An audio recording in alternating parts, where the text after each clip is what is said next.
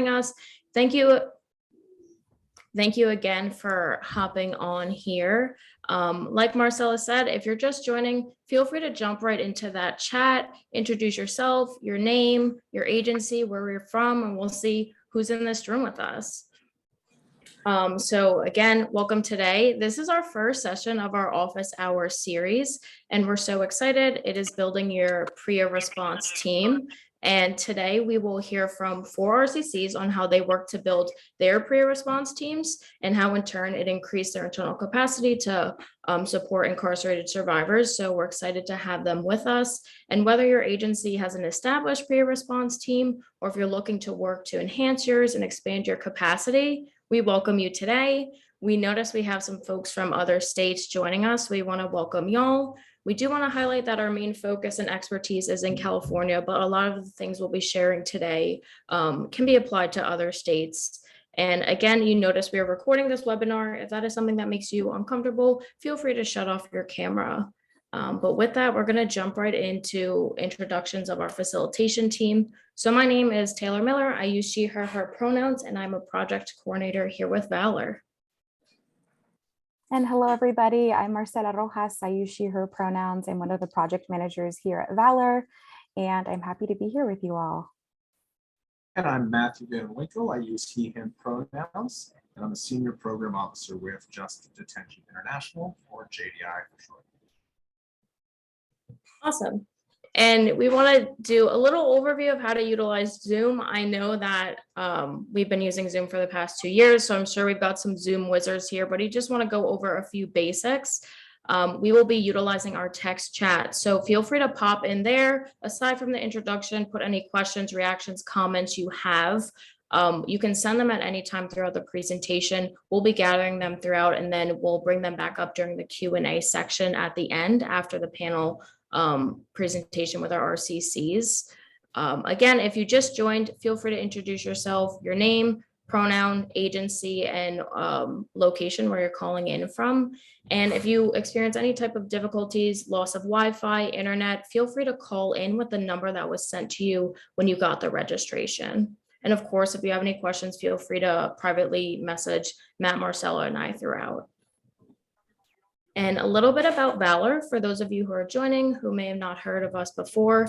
We were previously known as the California Coalition Against Sexual Assault, and now we are Valor, and we're committed to ending sexual violence through a multifaceted approach of prevention, intervention, education, research, advocacy, and public policy. We provide leadership, vision, and resources to rape crisis centers, individuals, and other entities committed to ending sexual violence, and really, we just envision a world free from sexual violence. I'm sure as many of you do.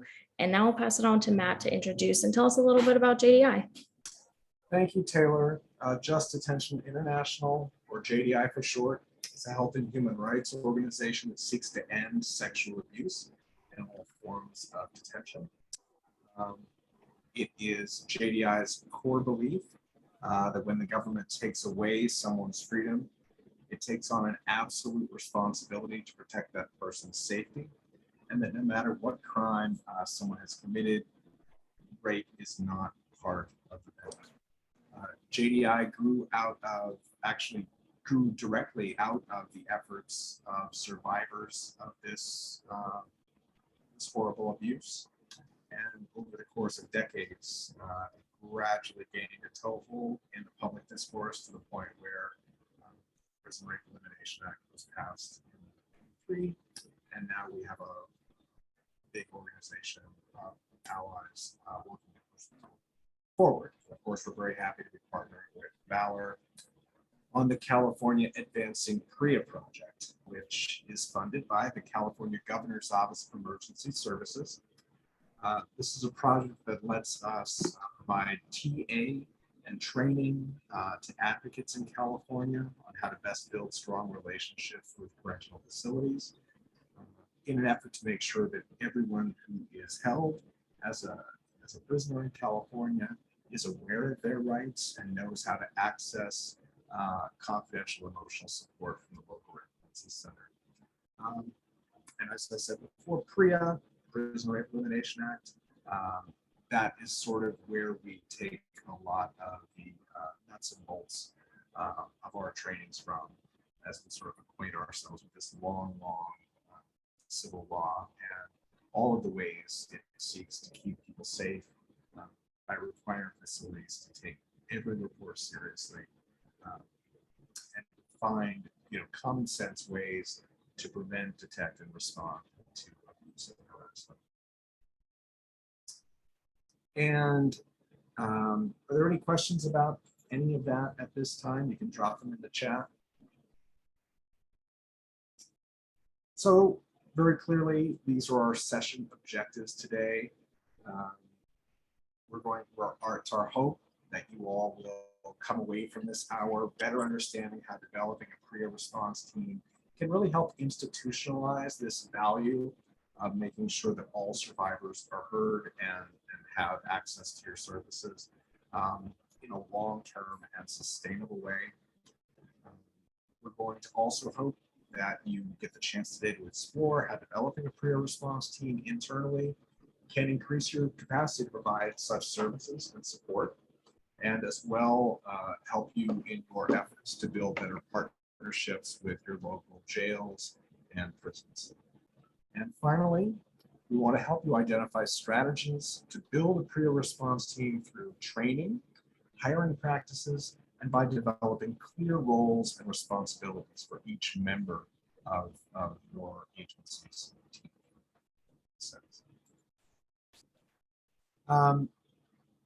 And has anyone here been having a tough couple of years? Show of hands. Maybe both hands.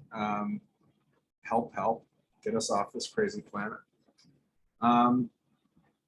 We are going to just create a little space here at the top to remind you all that this is not an easy topic to discuss. We want to ask you, even as you kind of continue to advance in your own knowledge and carry that light of healing forward for all survivors, that you're never neglecting your own core needs and what's going to keep you whole as a person and as an ally. Just like when you're in the airplane, they instruct you to make sure your own oxygen mask is on first before you help another person. We want to make sure that you don't lose sight of how important it is to take care of yourself and make sure you're getting what you need. So feel free to doodle, stand up and stretch, have your white noise machine on during this, whatever helps you to kind of feel grounded and centered in your body and mind. And just go easy on yourself. Thank you, Matthew. Always important to remind ourselves to take care of ourselves during these webinars. So I have the privilege of introducing our panelists. One of my favorite things to be able to do as someone who works at a coalition is to uplift the work that our member organizations, our rape crisis centers are doing. So today we have Carol Beecroft, one of our executive directors from Women's Center High Desert, joining us. Connie Cueva, who's a program manager at Women's Center Youth and Family Services, and Yesenia Quevedo from Partners Against Violence in San Bernardino, and Vanessa Reina, who is a program director at Waymakers. So we have a diverse group of folks with various different positions at their agencies, and we're going to go ahead and get started. We have several questions we're going to be asking our panelists, but what we're going to do is go ahead and take our slides off and make sure that you can see our panelists. So I'm going to go ahead and start pinning folks, Vanessa and Carol and Connie and myself. If I could get just a moment, here we go. Here's Yesenia. And then if someone could just pin me so I can get started on those questions. So one of our main questions is really trying to understand how you outline your roles and responsibilities at each of your agencies. We have agencies that are smaller, some agencies that have really large organizations that can help you build a really robust team. But we have selected folks from various different types of organizations. So fortunately, we'll have a diverse group of folks telling us how have you set up your team, and how has having a team really been able to build your capacity to do more work with incarcerated survivors. So I'll pass it over to our panelists to check in about that question. Go for it, Carol. Oh, going for it. Hi, my name is Carol Beecroft. I'm the Chief Executive Officer for the Women's Center High Desert. And I'm going to talk to you about how the Women's Center High Desert sets up their PREA team. Our PREA team consists of an advocate, which is from our agency. The advocate provides support and to the clients, survivor, we call them clients or survivors, during the investigation and through the SART exam, as well as ongoing support through letter writing and in-person follow-up. The next person is the Investigative Services Unit, the ISU, which is part of the prison system. They handle the crime scene and the interview of the victim, or not victim, the client, survivor, the perpetrator, and any witnesses. If the perpetrator is a staff member, then the ISU will hand it over to an independent, another law enforcement agency in the area, so there's not a conflict. Medical, we have medical on our team too. Medical works with our survivor to make sure that all their medical needs are made. We have a unique, our agency is unique in that we don't take inmates out of the facility for SART exams. We have a mobile SART exam with SART-trained nurses that will come into the facilities and provide the kit in the facility so that no one has to be taken out and sit in a hospital and wait for a room to open for them. We had an incident in one time, the inmate was taken with the perpetrator in the same van, which was very, that's when we decided this isn't working. The other part is we have mental health providers. They help with making sure that the client his mental health needs are made, or her mental health are need, and that they provide additional medication if they need to be to stabilize their well-being. And we all work in a team. Since the COVID has happened, we haven't had ongoing meetings. We usually have quarterly meetings or monthly meetings as the whole team inside the facility to make sure that we're all doing what we're supposed to be doing.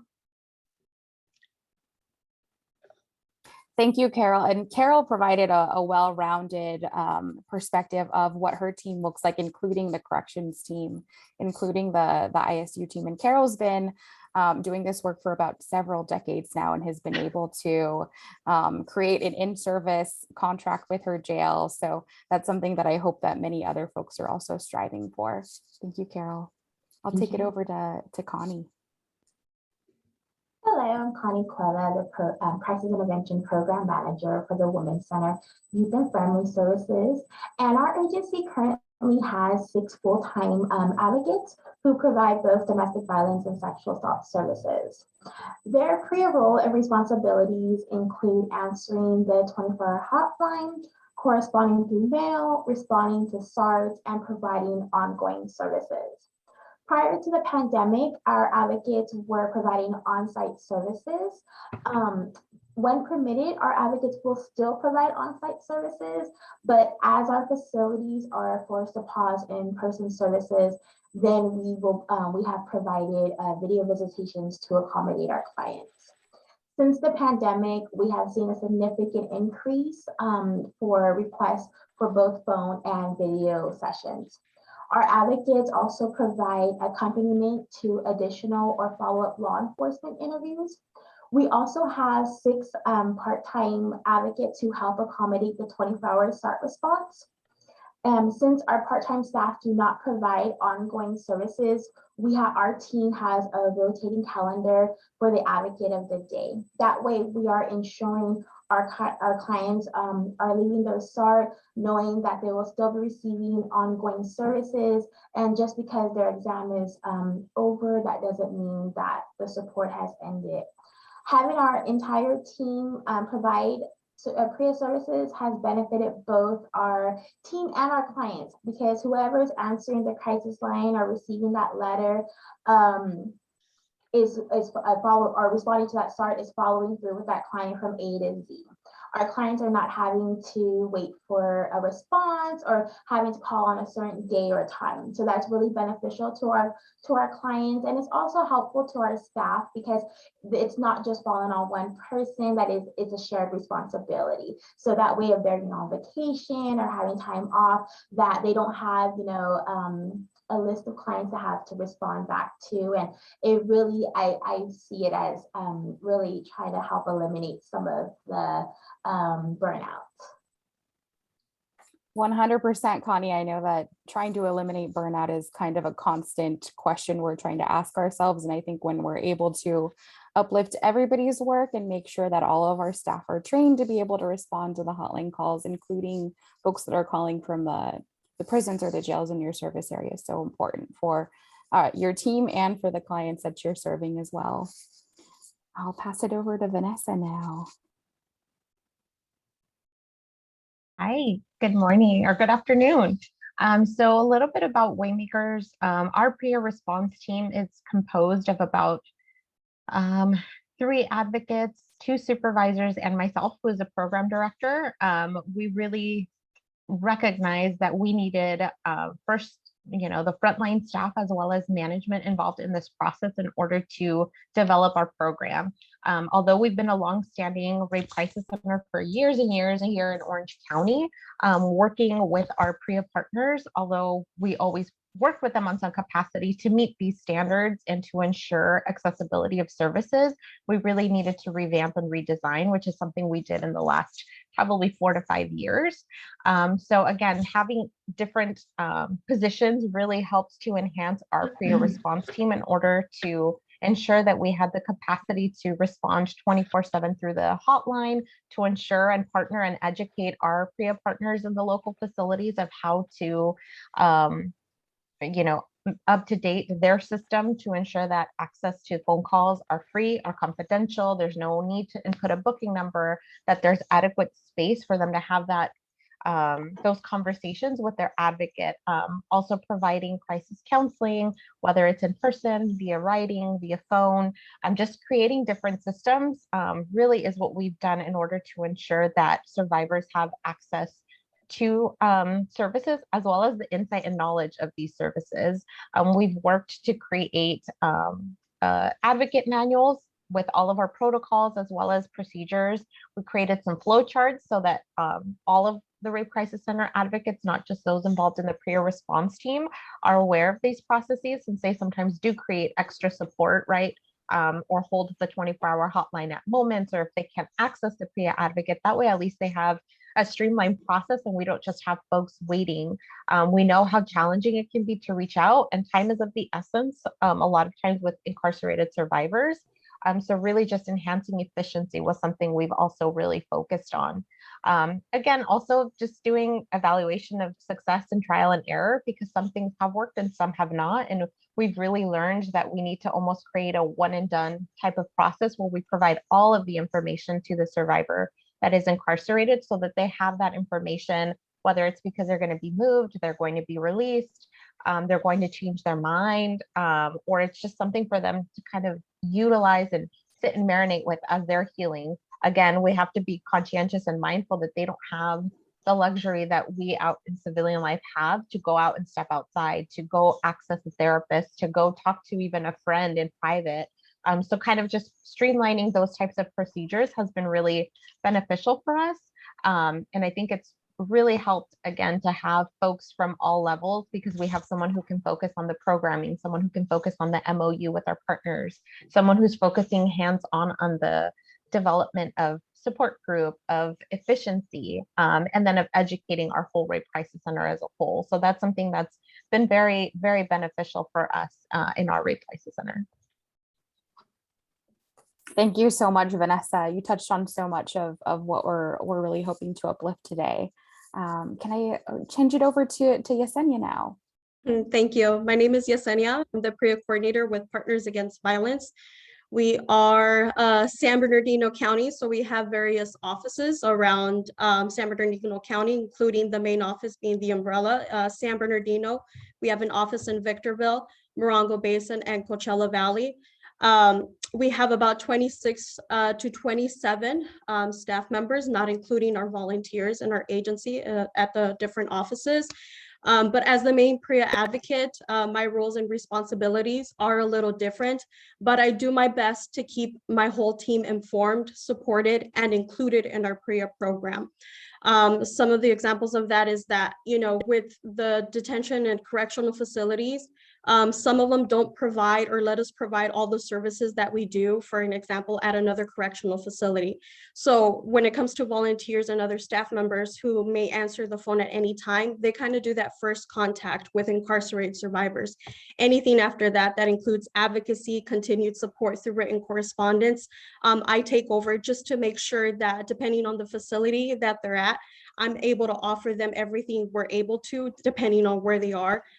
So some of them we are able to provide in person, some of them we aren't, right, because of COVID. But I found that communication and partnership has been a key factor to our accomplishments. As a team, I know that we do weekly check-ins with our leadership team to discuss updates and support, but even with our community partners, with our correctional detention staff, I keep in contact with them to make sure and offer any help or support to improve our services, especially with incarcerated survivors.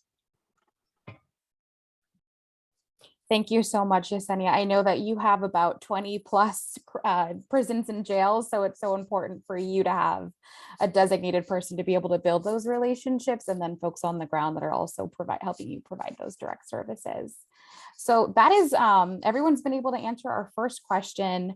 And I'm going to ask a question that's a little bit more broad to help everyone kind of talk about a couple different topics here. So starting with, what do you want to share with other RCCs about developing your team? There's so many elements that go into this: hiring practices, training, developing systems.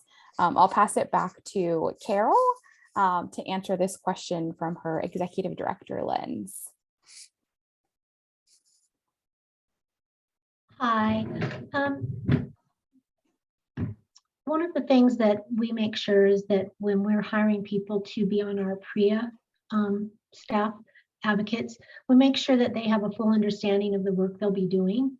We also make sure that we have the right people in the right positions, because sometimes we found that that doesn't always happen. I'm sorry, Marcella, what was the rest of your question? Because I had a different question, so sorry. No, that's okay. This question was, what do you want to share with other RCCs who are developing their team? So if you want to talk about creating and sustaining your team, yeah. Yes, I will talk about that. What I want to share with you is sometimes you have to, many times we've had to start over, and I don't want you to get discouraged with that, but it can be difficult to handle the turnover. And the main thing I want people to understand is that sometimes it's like recreating the whole program again. And we want to make sure that we always try to make sure that all the parties that are working with us are the people that should be on the team, that they know about PREA, they know the reason for PREA, they know why we're doing the work. We don't want anyone who's there on the team, as far as us and the corrections part of the house, that they're there for different meanings. We've had in the past correction officers ask us to ask someone to be a snitch for them. Okay, that person doesn't need to be on the team. So I just want to make sure that the main thing that we've had to focus on is when we have people become part of our team, that they're there for the right reasons. And we do a lot of vetting, we do a lot of background checking on that. We also want to make sure that our people that are part of our team are respectful of the clients that we serve and don't refer to them in regular jail terms, derogatory terms. We always refer to our clients as survivors or clients.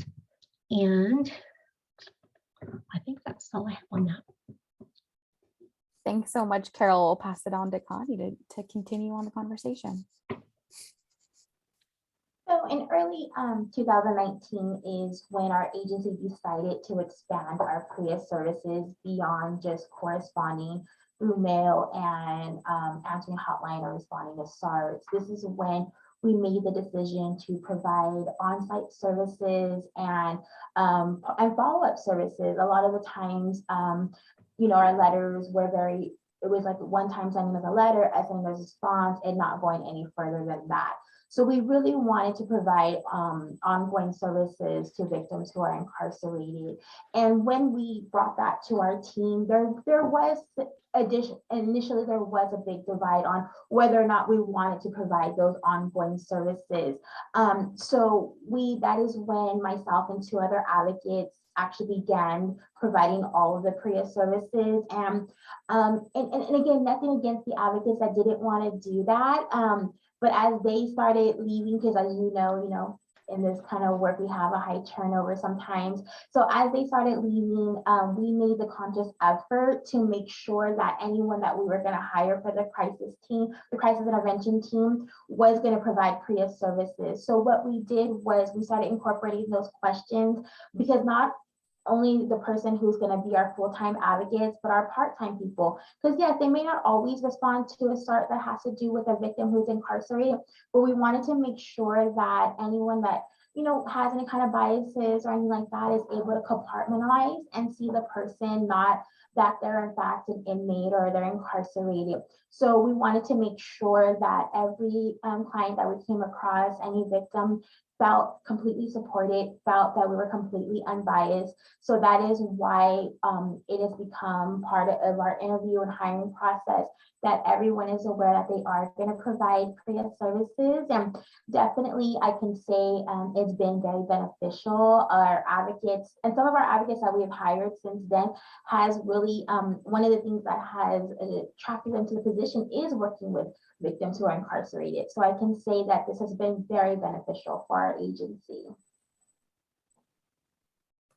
Yeah, thank you, Connie, for speaking to hiring practices and really starting from the beginning of introducing folks into your agency.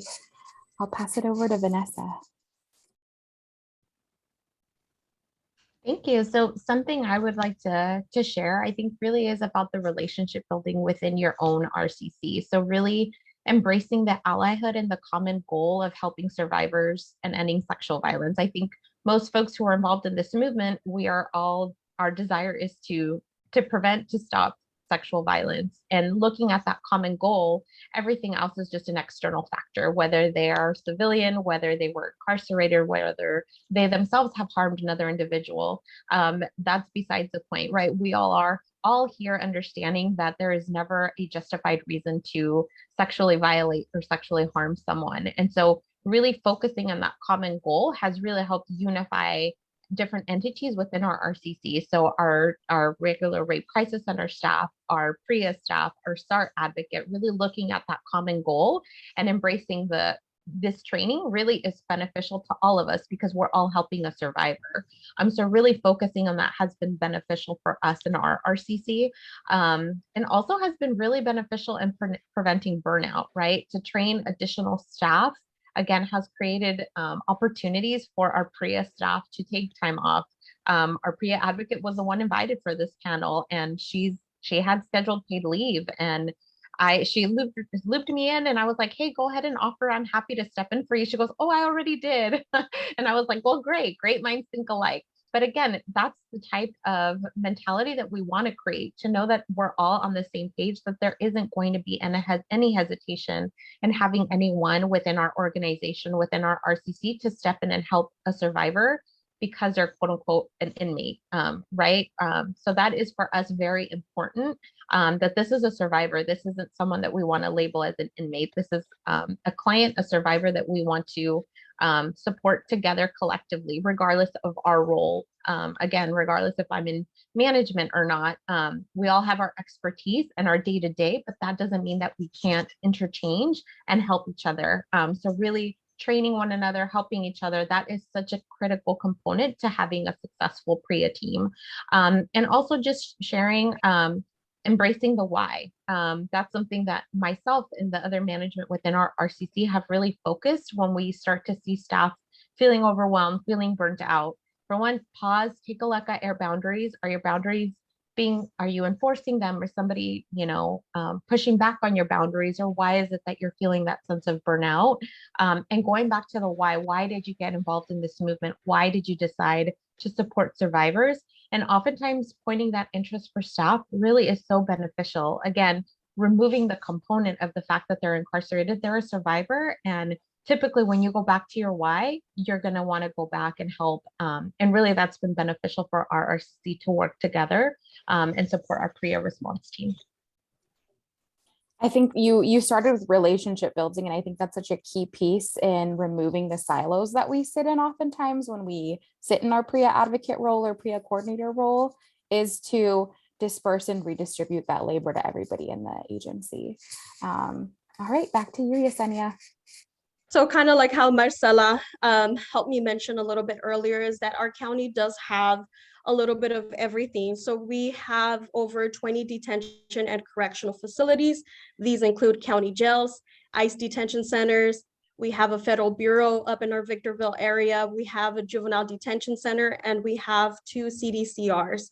But something that I have been hearing a lot when it comes to volunteers and staff and meeting new PREA contacts at these community partnerships that we have, is that when I do talk about our PREA program, they really mention how I bring out the passion and commitment when I do talk about our program.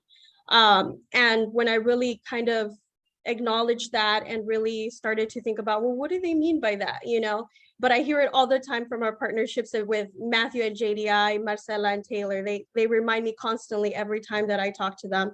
An example that I can give you is when we created our video for our PREA program that was directed to incarcerated survivors.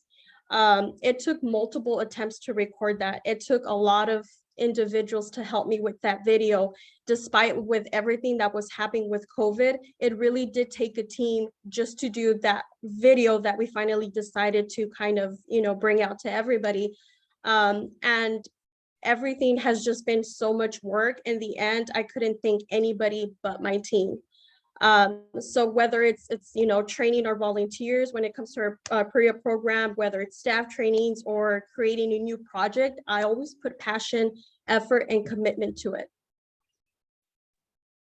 Yesenia, now that you mentioned the video you created, we'll have to share that with all the participants. So just to give a little bit more context, Yesenia created a video to uplift the services she's providing within the state prisons. And so this was really important during the pandemic because she wasn't going in, wasn't able to meet with anybody. So really wanted to put a face to the agency. So thanks for sharing that. Stepping into some more specific questions, I'm going to pass it back to Carol to talk about her experience as an executive leader and really being able to create a culture where her agency really prioritizes serving incarcerated survivors. Thank you. I also wanted to share, I had my notes wrong. On the last question, I'd just like to add a few things. When we have to rebuild the whole program, we've had to do that several times.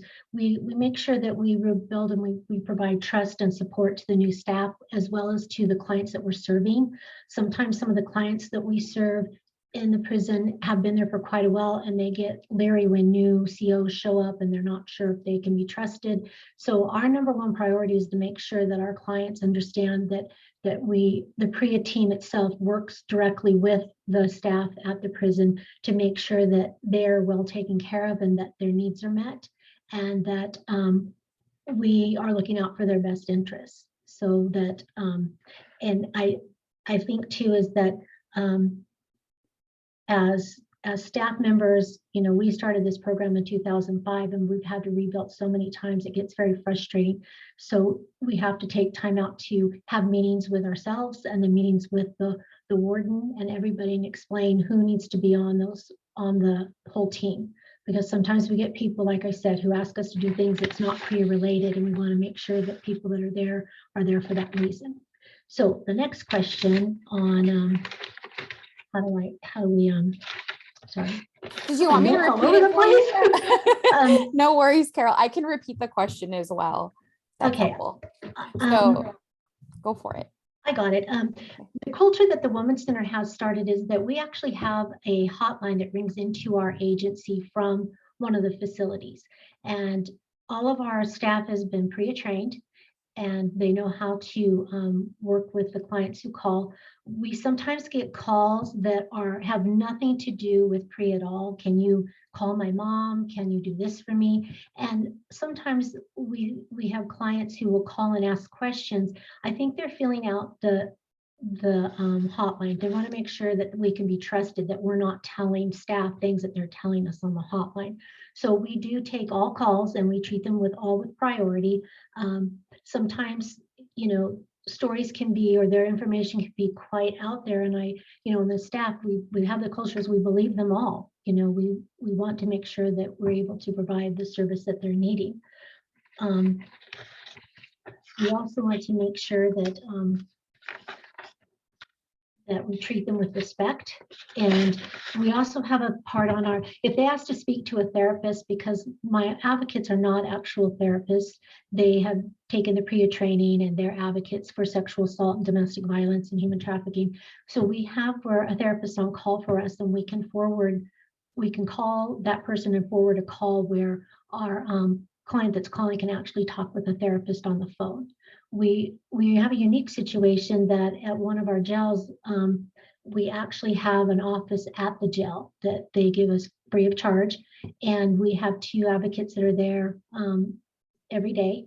And when there's something that comes up, the PREA team leader will come and get us, and we are able to see the client right away.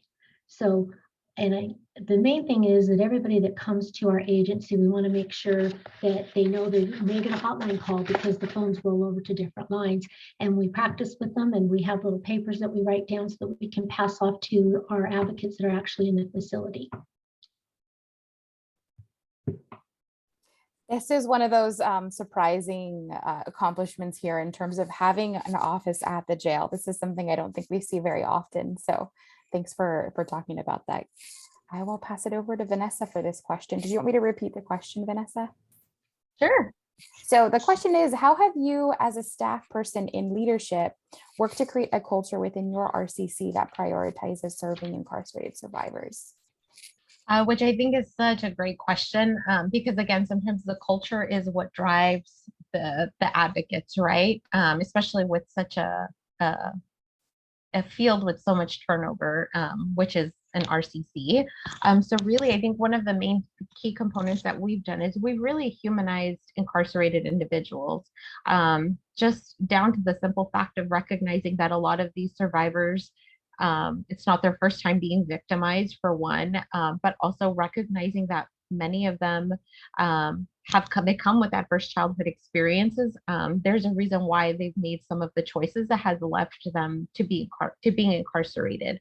So recognizing that they are a victim on some capacity already, and how can we provide support? How can we help with that rehabilitation component that is oftentimes missing for someone who is incarcerated? So providing, again, that ongoing education on the advocates on how they can help provide that healing, how they can help provide that psychoeducation for those survivors, to help them make better choices, to help them learn, teach them what's coping skills, what are your triggers, and also how do you apply all of those things while being limited. You can't light a candle, you can't meditate outside in the sun at your leisure, you can't, grab a glass of cold water or something to help ground you. So really helping them identify those skills in hopes that they're able to apply them there and make it a smoother process going forward. An additional thing that has been beneficial for us is just the language itself. I think when we were practicing, I joked with Taylor that I'm totally going to bring this up, because as we were practicing for this, I said inmate and then corrected myself and said I mean survivor, and kind of kept going. That's one of the practices that we've already applied. Again, humanizing. This is not just a quote unquote inmate or someone that we're labeling. This is a survivor. This is someone that we are here designated to support and to help and to be empathetic towards.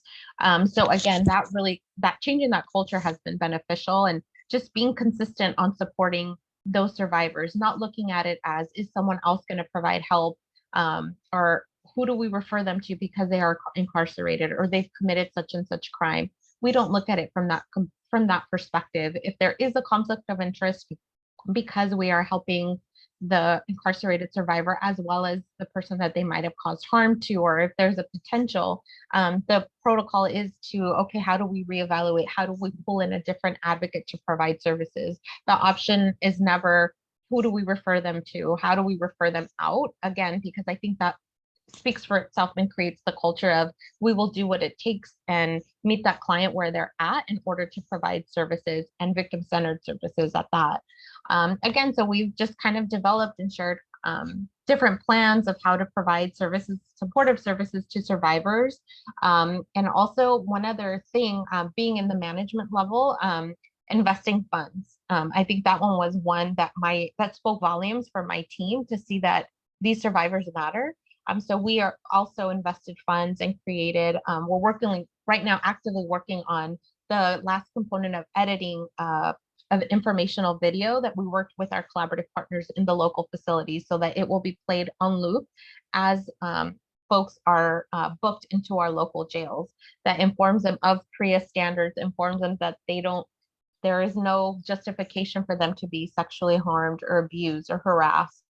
And also accessibility to advocates. And then we also invested in creating brochures so that they have one upon booking and then one if they report. So a different one with more clear guidelines about services and accessibility. So those are things that, again, that we did to change and show the culture, create a culture of that these folks matter, these survivors matter. How can we provide support and meet them where they're at? And again, not to say that money is power, but again, investing those funds really showed again, the importance and how we were willing to invest there, like we would with any survivor. I think you hit something home really hard in terms of you've got to show what your culture is at your organization. It's something that in some ways you're proving yourself or building rapport and building that trust, because we know how many times incarcerated folks will reach out to an agency and won't hear back or will get a negative response. All right, we're moving right through these questions. Some rich, really rich advice on how to approach building your team. I'm going to pass it back to Connie and Yesenia to talk about how having a team has allowed you, as folks that have been in the victim advocate role for several years now, how has that supported you in your work? So I'll go for it. So having a team, having a team where everyone provides full services has really helped support everyone, whether it was trying to get into a certain facility, as you all know, by providing PREA services. Sometimes it's harder to get into one facility to provide on-site services. So it's, having this full support of your team is, whether it's that cheerleader cheering you on, whether that's keep going, keep contacting that person, try to get that MOU going, or it's coming across a really hard situation, or sometimes, let's be honest, we don't always have the most supportive law enforcement staff when they're taking a client to their SAR. So it's whether, they're not kind of being inappropriate, maybe trying to let you know what they're in there for. We really have a strong policy where we don't ask what the client has done to be incarcerated or anything like that. So we really try to be respectful of the client's privacy. As we all know, someone who's incarcerated has zero privacy. So if they don't want to disclose what got them incarcerated, we don't ask as well. We respect that privacy. But having your full team provide PREA services, they understand that this is a client. This is not just someone who is incarcerated, who's someone who might have done something wrong to, we all have a past. And so I really believe that having your full team provide, or should I say speak for myself, is having our full team provide the services has been really supportive as far as, you feel free to bring your case to case management, talking about it, and not feeling that you're not going to be supported with that from the other team members. So I really do feel like our team has done a great job in supporting each other, whether it's working with a certain facility and this is the person who you can contact. This is what I would do. These are some materials that you can send. If you're having a hard time with one of the clients, getting them information. So I really feel like I can only speak for, our agency, is that I feel like it's been so beneficial for our team. And I really feel that we all support each other when it comes to working with our clients. Absolutely. Being able to brainstorm with your team is really, really big when you're going through challenges. Go for it, Yesenia. So when I think about my team, I don't just think about the people around me, who's in my office, who's sitting next to me. I think about it as like a network. And what I mean by that is I think about it as our agency, which is Partners Against Violence. It's our volunteers, it's our community partners in detention correctional facilities, also including JDI, Marcella and Taylor. They've all been very good supporters through our journey. And most importantly, incarcerated survivors. I also include them as being part of that team. I know that because of COVID, we recently have been suspended to go back into in-person support groups where we would do a lot of education and prevention. But that's where I really got to, get informed about, hey, what do you guys want to learn about? Now that you know about our agency and what we do, what do you guys want to learn? And they would say like, oh, trauma-informed care did kind of sound interesting. We'd like to learn more about that. So it really does take a team to kind of get that passionate commitment that I was talking about earlier, to really kind of see what our next move is going to be. What else can I do to provide more services? But regardless, everybody that I've met and everybody in our agency and that's been helping us through our journey has really helped and supported and guided me through our PREA program to provide these services to incarcerated survivors. I love that, Yesenia, in terms of your team isn't just the folks that you see in your office, it's your community partners, it's the folks that you're serving, it's the folks that you're partnering with at the corrections facilities. And I think oftentimes we have to be the people that are modeling that and really encouraging folks to be in partnership with us, to be in collaboration with us. I think oftentimes when we come in with our team, corrections really starts to see that this is a program that should be valued. And that should be prioritized in their work as well. And so when we take our work seriously, I think they really start to take our work seriously as well. And I say that because oftentimes, we have challenges being taken seriously at our agencies working in corrections. So having a team, building your team, you've all said it, it helps prevent burnout. It helps us be creative with each other. It helps us, come up with new solutions. So thank you so much for all of you that have shared. I dropped in the chat that we're going to have some time for questions for the panelists. So folks that have been on the call and listening intently, feel free to unmute yourself or to drop a question in the chat. I'll wait, 15 or so seconds to see if anybody's going to unmute themselves.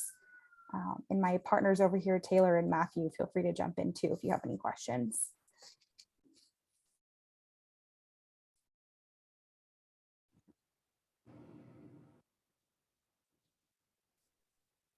I heard somebody unmute themselves, but I don't know if they got nervous.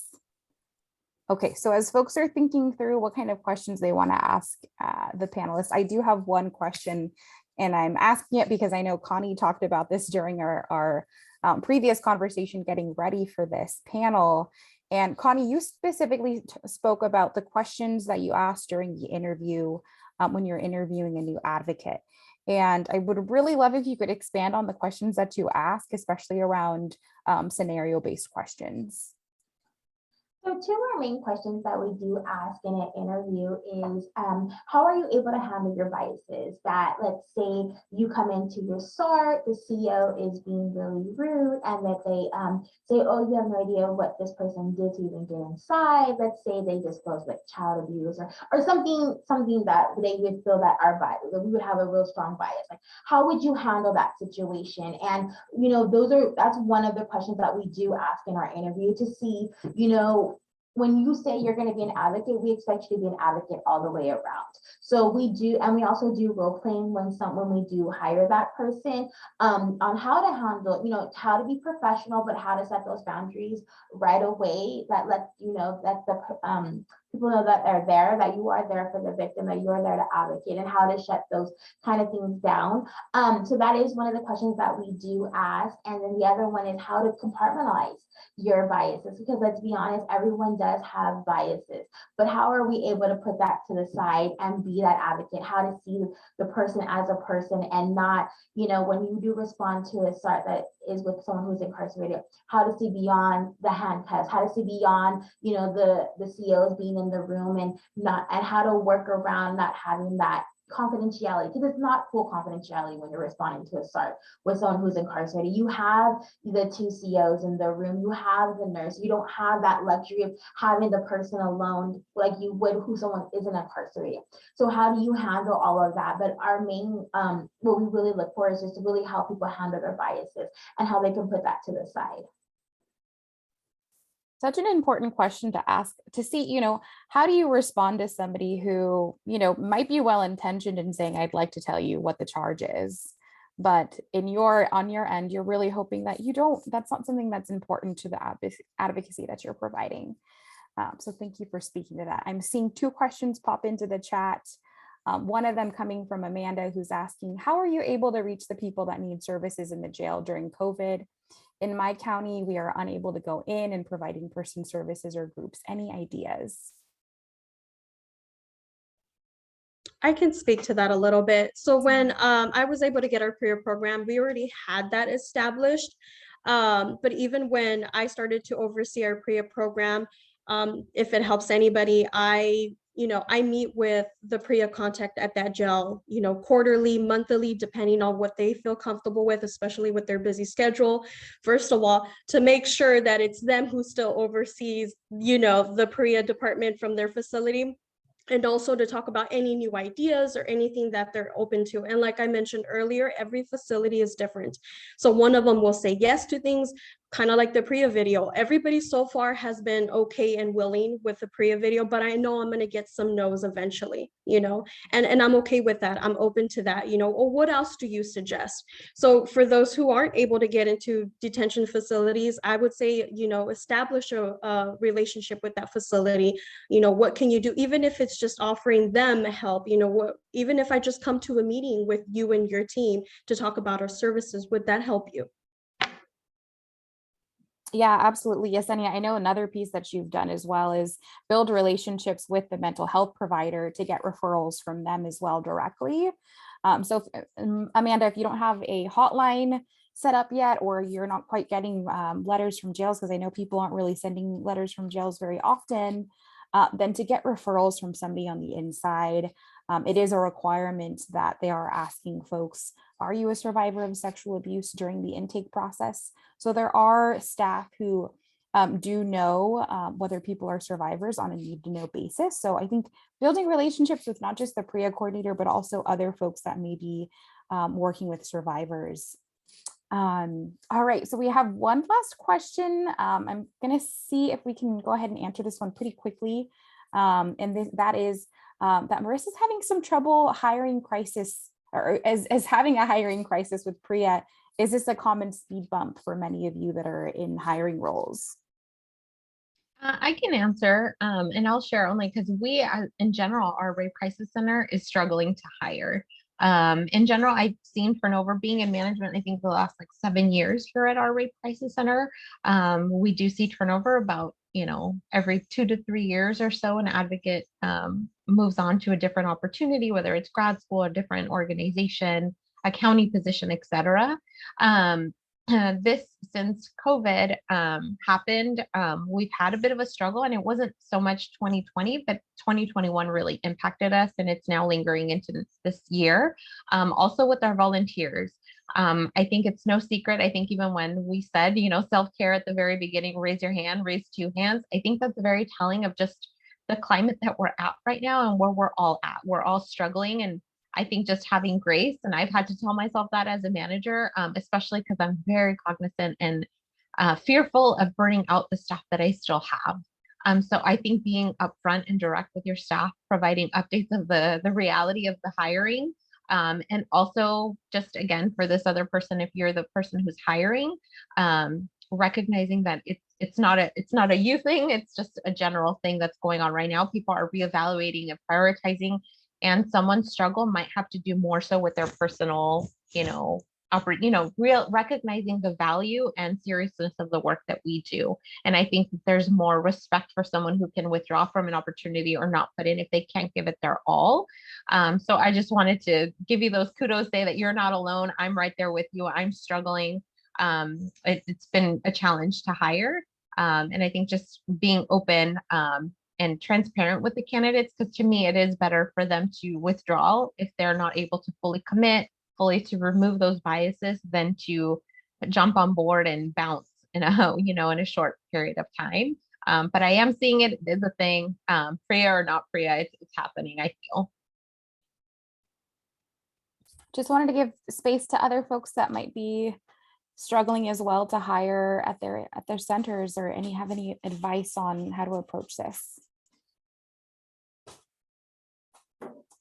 Awesome affirmations, Vanessa. I think everyone's struggling right now to get volunteers, to get staff. My heart goes out to y'all. Any last questions?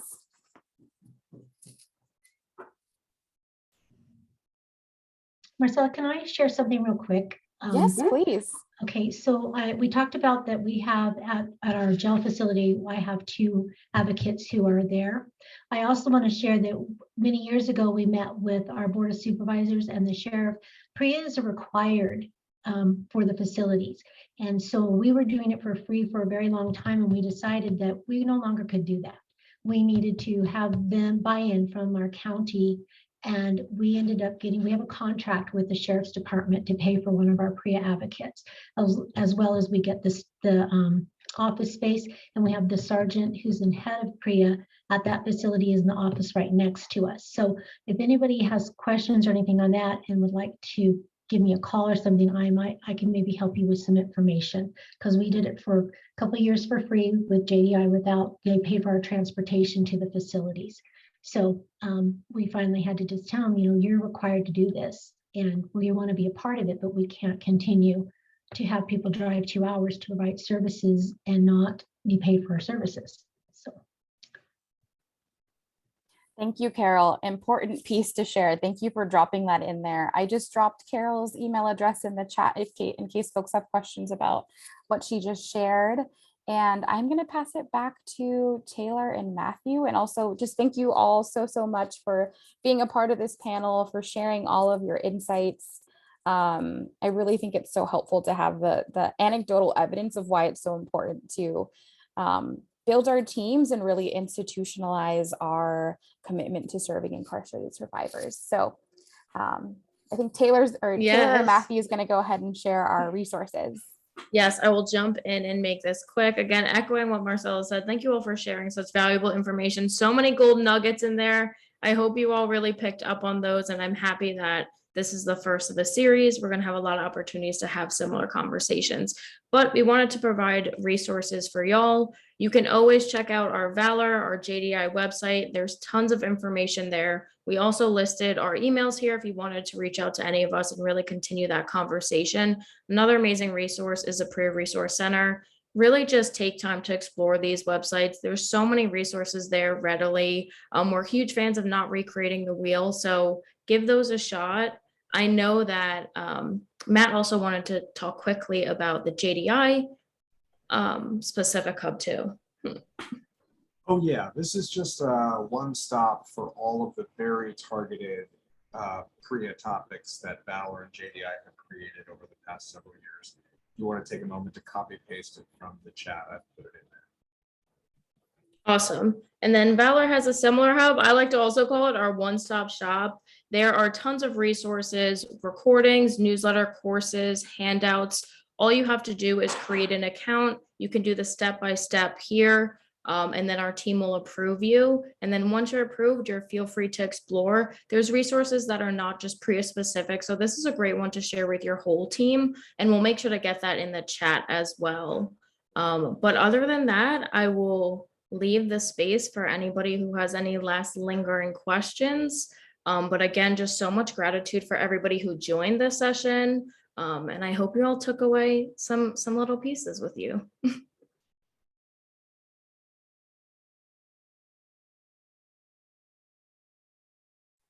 And once again, I'll just remind folks, we will have the recording available in the next 24 to 48 hours. Thank you all for joining us. Take care, everybody. Go do some self-care. Bye, thank you.